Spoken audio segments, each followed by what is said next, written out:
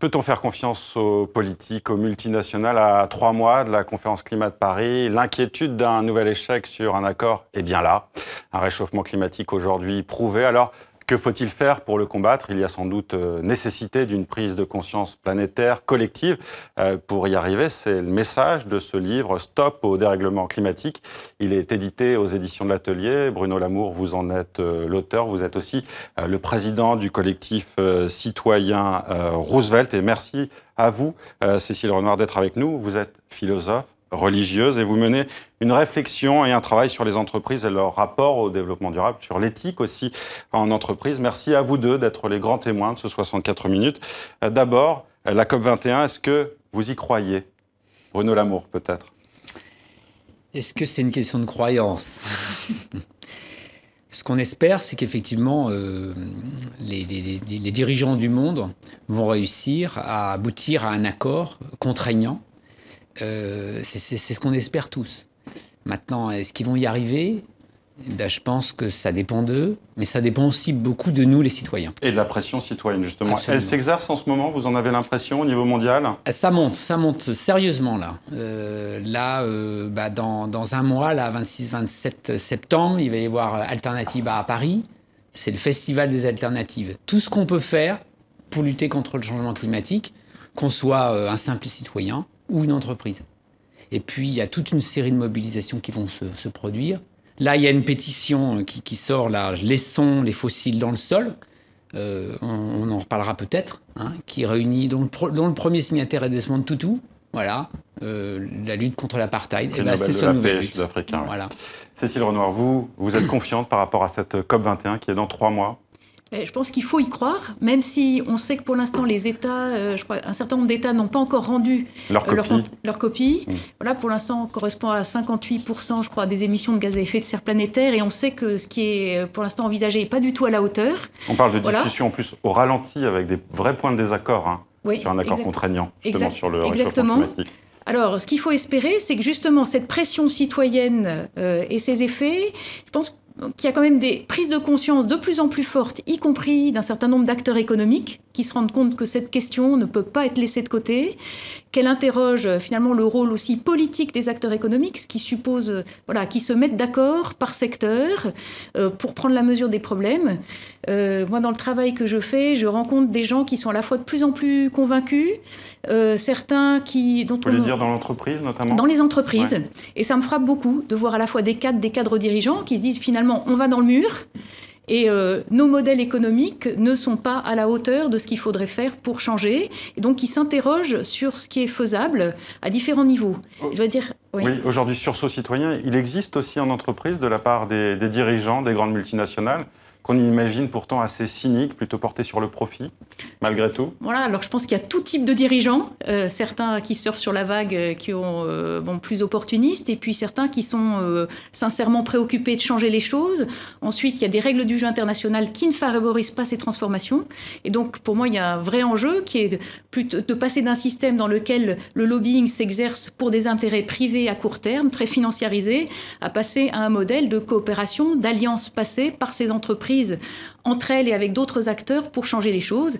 Et avec aussi réglementation, ça veut dire une coordination par le politique et un courage politique qui manque quand même sérieusement encore. Et pour mobiliser aussi, il faut des images fortes. Hein. On a choisi aujourd'hui de vous montrer ces images. Vous allez le voir, de la baie de Naples où sont tombés d'énormes grêlons qui ont blessé des passants.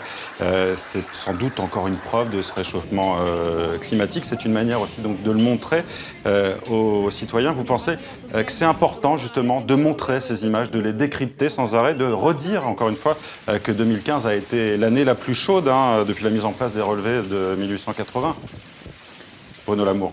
Oui, bien sûr, c'est important de le redire, et c'est important que l'ensemble des citoyens prennent conscience de ça. Parce qu'il y a encore beaucoup de sceptiques. Quand je vais vous donner un exemple. Nous, même à la rédaction aujourd'hui, avec ces grêlons, certains nous ont dit « mais attendez, c'est normal, c'est pas le réchauffement climatique ». Je vous donne un exemple qui va nous réjouir pour sortir. Je pense qu'il faut aussi... cette lutte contre le changement climatique, c'est pas une lutte triste. Je pense qu'il faut aimer ce monde qui est malade. Mais il faut d'abord l'aimer. Il faut d'abord se réjouir. C'est ça qui va nous motiver. Je vous donne un exemple. Cette année, les vendanges ont commencé dans le Beaujolais au mois d'août. Une première, ça ne s'est jamais passé. Actuellement, les vignerons, ils sont en train d'envisager de changer de cépage pour s'adapter. Et les champenois, ils achètent des terres en Angleterre pour continuer à faire du champagne.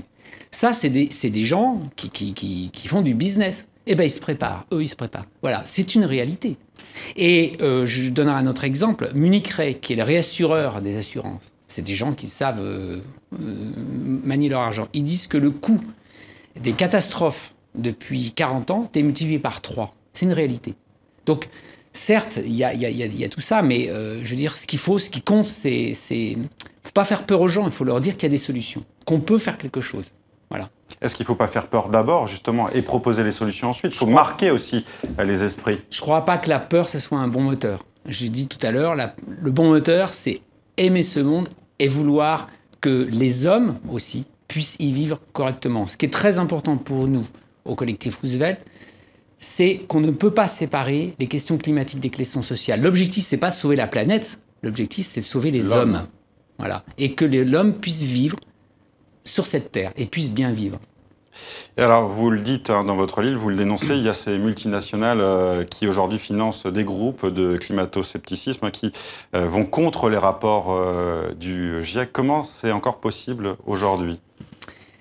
Il y a sans doute des gens qui voient d'abord leur intérêt personnel avant l'intérêt commun. Et immédiat. Et immédiat.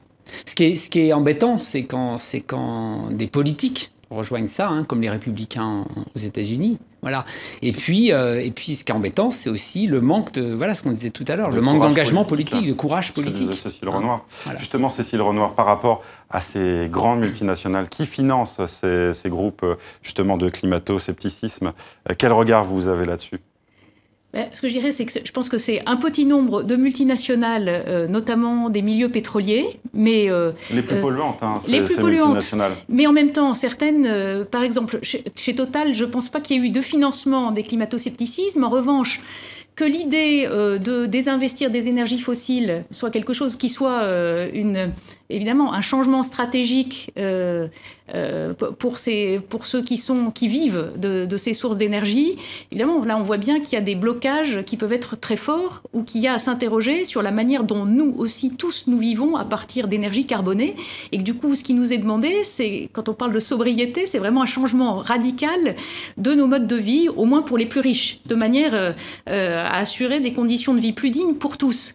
Et ça, alors, du point de vue, je suis en train de terminer la rédaction d'un petit livre qui va paraître dans un mois, avec 2 cadres dirigeants, mais c'était le fruit d'un travail collectif avec des cadres et cadres dirigeants de grandes boîtes du CAC 40, et où nous nous sommes interrogés sur finalement les leviers, les blocages principaux par rapport à la mise en œuvre par ces multinationales de la transition écologique et énergétique. Alors quels sont-ils ? Parce qu'il y a eu le livre de Jérémy Rifkin, justement, la troisième révolution industrielle, qui offre des pistes. Oui. Et ce qui est très frappant, c'est qu'au bout de quelques mois de travail, ça a été une réflexion sur 2 ans, les uns et les autres se sont dit qu'au fond, leur diagnostic, c'était que les blocages les plus importants n'étaient pas des blocages techniques, ni des blocages financiers. Il n'y a jamais eu autant de flux financiers à travers la planète, mais qu'au fond, les blocages étaient, alors à différents niveaux, un niveau stratégique, politique, dire il y a encore une très grande difficulté dans ces entreprises à concevoir ce qu'on appelle la RSE, la responsabilité sociale des entreprises, comme faisant partie vraiment de la stratégie de l'entreprise. Et un des grands mots utilisés par nos contributeurs de l'ouvrage, c'est, ils disent, l'incohérence qui est la nôtre et qui est celle souvent des entreprises qui, d'un côté, annoncent ou se prononcent pour une RSE plus forte, pour le développement durable, et en même temps continuent à avoir des stratégies très financiarisées. Et puis, excusez-moi de vous interrompre, mais est-ce qu'aujourd'hui, justement, il y a des travailleurs en désaccord avec les valeurs d'une entreprise qui partent ? Alors, il y a des gens qui se posent des questions, il y a des gens qui se disent, au fond, il y a un décalage entre le discours et la réalité des pratiques, qui se disent peut-être que je serais plus utile en me mobilisant dans des structures plus petites ou autres. Puis certains se disent, comment est-ce que je peux, là où je suis, essayer de faire bouger les lignes ? Et donc, c'est tout un travail pour essayer de décloisonner un fonctionnement qui reste encore justement souvent très en silo, qui empêche les gens de réfléchir et d'avoir une parole, y compris dans l'entreprise, vis-à-vis des stratégies et vis-à-vis du décalage entre la mission affichée par l'entreprise, et ça on peut dire de manière positive que la plupart de nos grandes entreprises ont communiqué sur la mission qui est la leur vis-à-vis de sujets d'intérêt général, et puis décalage vis-à-vis de ce qui est finalement fait sur le terrain très concrètement. Mais ça, peut-être que ça donne aussi des moyens à ceux qui veulent vraiment faire bouger les choses, des moyens pour libérer la parole, pour essayer de proposer des initiatives qui permettent de changer les modèles. Et ça fait partie aussi donc de ce sursaut citoyen mondial, Bruno Lamour. C'est possible donc sans doute. Oui, c'est ce que vous dites dans votre livre en tout cas. Il y a des solutions. Et il y a des solutions à tous les niveaux. Il y a des solutions au niveau des citoyens. Le livre regorge de propositions. Hein. Je dirais Enercop, changer de distributeur d'électricité, énergie partagée pour pouvoir investir dans des projets non carbonés, etc. etc. Mais c'est la consommation aussi, notre consommation d'énergie. Et notre consommation, ça part du tout petit. Se refuser les sacs en plastique, par exemple, c'est tout petit, mais c'est le début d'une démarche. Mais c'est vrai que là, on a vraiment besoin que les citoyens se mobilisent. Et je le redis, s'il y a 4 millions de personnes dans Paris au moment de la COP21, ils ne pourront pas se contenter d'un petit accord. Je crois que votre appel est clair, il est lancé. Merci à vous deux d'avoir été les grands témoins de ce 64 minutes. Vous serez en conférence à Paris ce mardi au Centre Sèvres, rue de Sèvres, pour la présentation de ce livre, Un stop au dérèglement climatique, publié aux éditions de l'Atelier. Merci à vous deux d'avoir été avec nous.